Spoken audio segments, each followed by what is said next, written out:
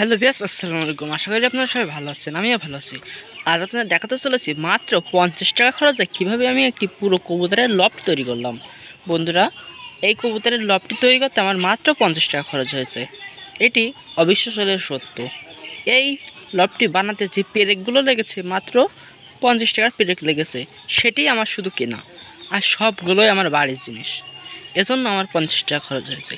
কিন্তু যদি আপনারা বানাতে চান এবং আপনাদের বাড়িতে যদি কিছুই না থাকে, তাহলে আপনারা খুব সহজে 1000 টাকার ভিতরে বা 1000 থেকে কম টাকার ভিতরে আপনারা সুন্দর এরকম একটি কবুতরের লফট তৈরি করতে পারবেন।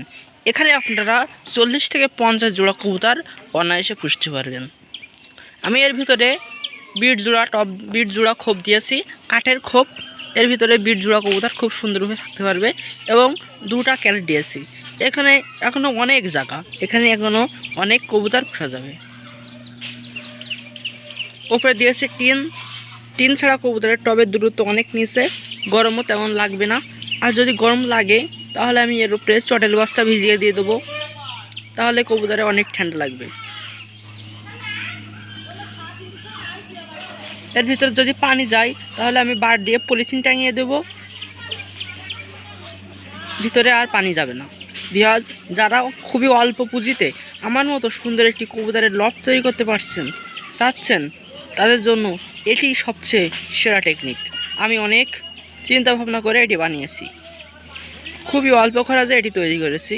আপনারা চাইলে এটি বানাতে পারেন। এটি লম্বায় 3.5 হাত, 3.5 হাতের বেশি হবে, লম্বায় 4 হাত মতো হবে এবং আড়ে 2.5 হাত। এটি অনেক জায়গা।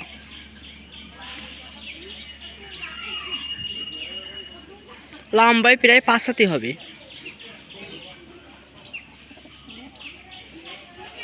আপনারা চাইলে এমন একটি লফট বানাতে পারেন।